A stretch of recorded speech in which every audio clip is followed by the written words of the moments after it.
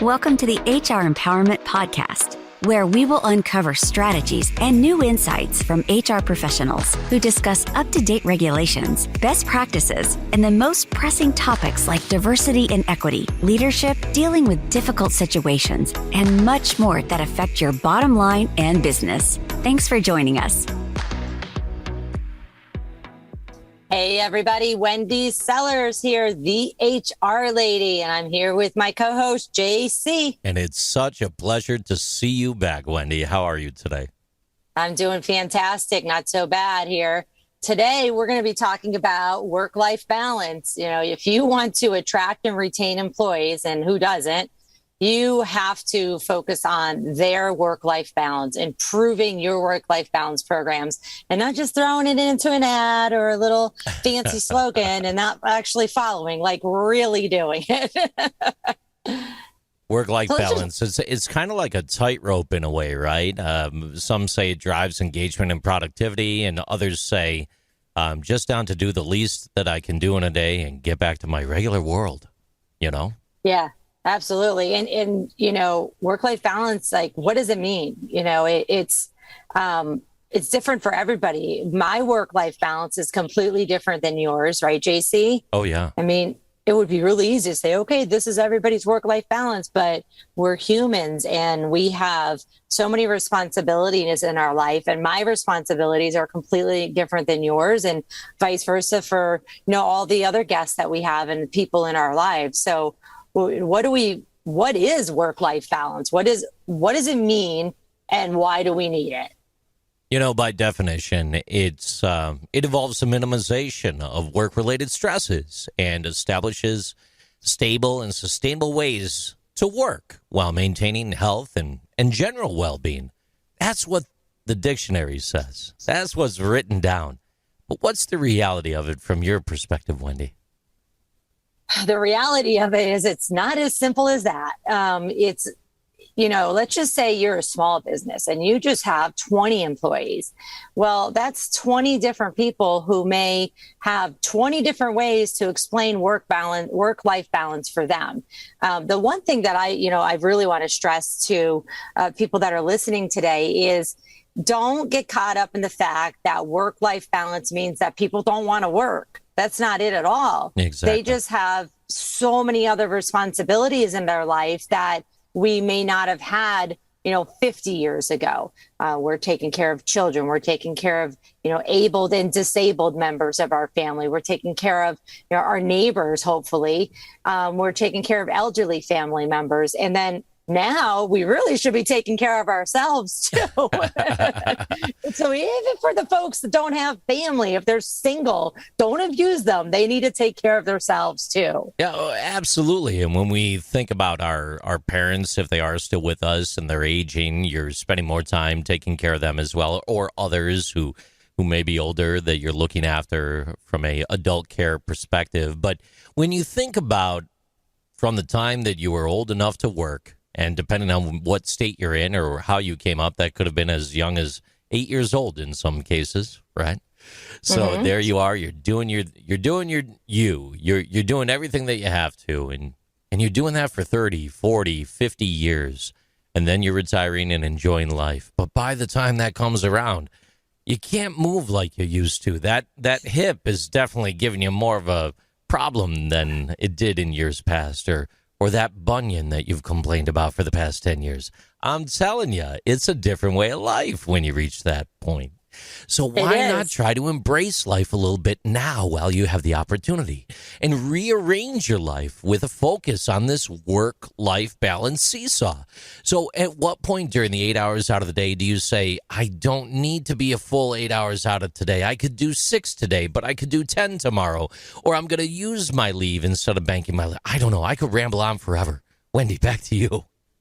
Well, it's just funny that you're mentioning about like all of our ailments. I'm dealing with myself right now. I thought I had a frozen shoulder, and I thought I had a torn rotator cuff. It turns out to be frozen shoulder, which can be fixed with physical therapy. Well, guess what? Most physical therapists are only open during business hours. Exactly. So it's like you need Now I'm a little bit of a different case because I own my own business and I can make my own schedule, but I still have to cater to my clients and their schedule. But, if I worked for somebody else, I would want to say like, hey, my physical therapist, the one that I work with best, works on Tuesdays and Thursdays and only during, business hours. I'm going to go take care of my physical therapy, but don't worry about it, employer. I'm going to get this stuff done. It's a lot easier to do and say, okay, no problem when they're salaried. People get caught up and trip out when they say, oh, I can't give a flexible work schedules to hourly employees. And that's absolutely not the case. You just have to manage their schedule and then pay them for overtime when it's necessary. Accordingly, right. And let's think about the stress associated with that. When you're in an environment or in a culture, even after the pandemic or on the backside of it, however you view this, right, where your work culture really is still struggling with change. And now people are in the office maybe all the time again now. And your environment is one that is not really that flexible anymore. Maybe it never was. Maybe you moved the needle a little bit during the pandemic, but now you're still struggling a touch. It's creating stress. It's creating stress amongst those that are on the shop floor, side by side, other employees. It's creating stress in the lives of the employees that are working for you. And at one point in time, let it be now or in the future, your employees could straight up burn out. There could be a loss of energy. There could be complete exhaustion on their part. They might be at the point where they need your help to intervene to help emphasize the importance of a positive work-life balance. Yeah, absolutely. I mean, stress and burnout is a real thing. We're going to, the day that we're recording this and the day that the viewers or the listeners are listen to it are two different things. And so we're a couple weeks ahead of schedule. But just so you know, we will be doing something shortly on the hurricane that just happened. And it literally just happened a few days before we recorded this. And I just said to JC right before we started recording today, we have to talk about the hurricane and resources, but I need to do it next week because I'm burnt out right now. Yeah. And, I'm burnt out from the phone calls and sitting through, potential death coming our way because I do live where the hurricane hit. And the stress and the burnout is real. It's not going to stop. Mental health care is so important. And so when we go back to the question of what is work-life balance, the answer is going to be different from every single person that you ask that to. Right. So, my moral of asking that there, my bottom line is ask your employees, each and every one of your employees, what does work-life balance, look like to you? For some of you that are in an organization that maybe you don't have that soft and touch feeling with your employees yet, maybe you do this with a anonymous survey and you find out information so people don't feel like they're being singled out. But we definitely need to find out from your employees, not from my employees, not from the JC's team. We need to find out, what does work-life balance mean for everybody on your individual team, and then say, okay, I get what they want. What can we give them and what can we not give them? And let's explain it to them. Let's explain why, because not everybody understands business. So they may just say that you're saying no to whatever, just because you don't care about them, when it's really no for another reason, a safety reason, a monetary reason, a staff shortage reason, which we know we're all dealing with. According to one study, 2/3 of full-time professionals have experienced burnout at some point during their employment. And according to another source, the number of workers experiencing burnout is much, much higher. 75% of respondents to these different surveys that we've researched indicate that they have burnout, and 40% said they have burnout during the COVID-19 pandemic.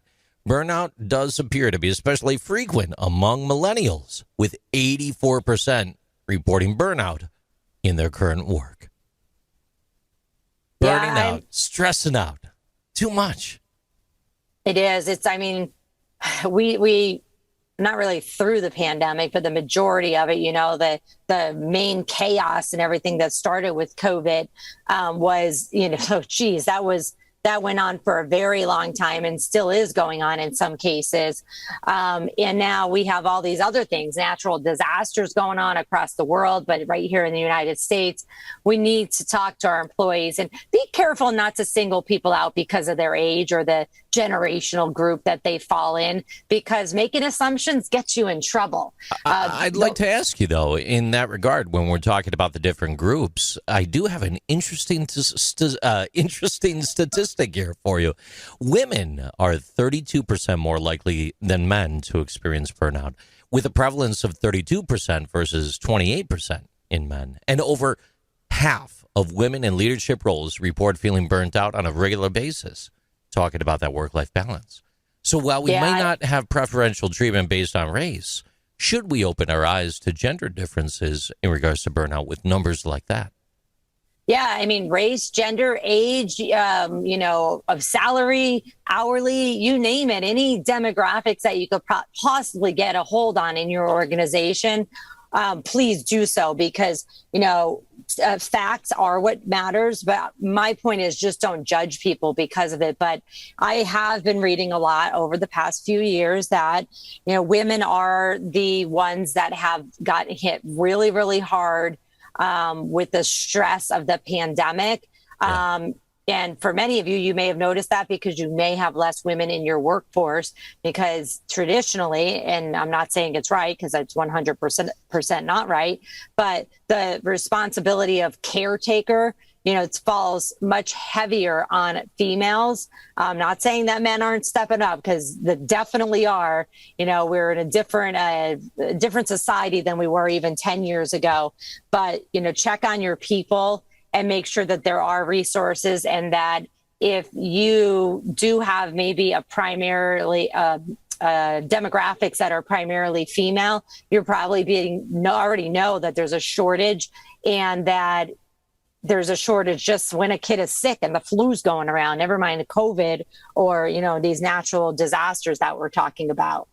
I do want to talk a little bit more about time off and flexible time off when we return in a moment. Thank you for joining the HR Empowerment Podcast, brought to you by Aurora Training Advantage. We hope you've gained new insight and strategies to navigate the HR profession. We look forward to you joining us again on the HR Empowerment Podcast.